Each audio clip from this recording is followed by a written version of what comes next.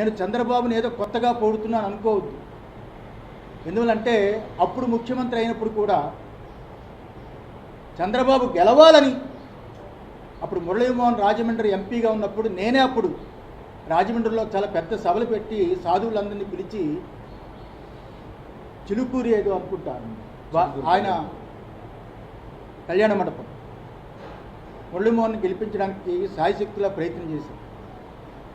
అప్పుడు గెలవాలని, గెలిచినప్పుడు నేనే స్టేట్మెంట్ ఇచ్చా, చంద్రబాబు గెలవడం చాలా సంతోషం.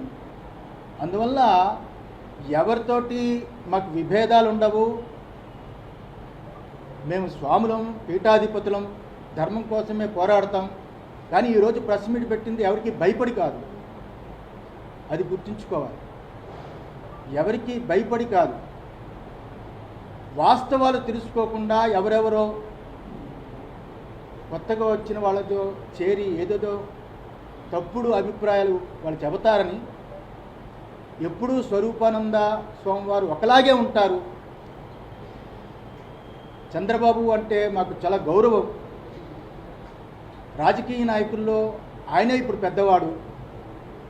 ఈ రాష్ట్రానికి పెద్ద దిక్కుగా అని పరిపాలన కొనసాగాలి అని, కుటుంబం బాగుండాలి అని, పరిపూర్ణమైన ఆయుష్ భగవంతుడు ఇవ్వాలి.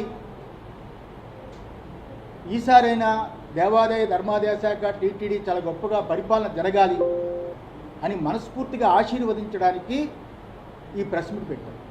నారాయణ.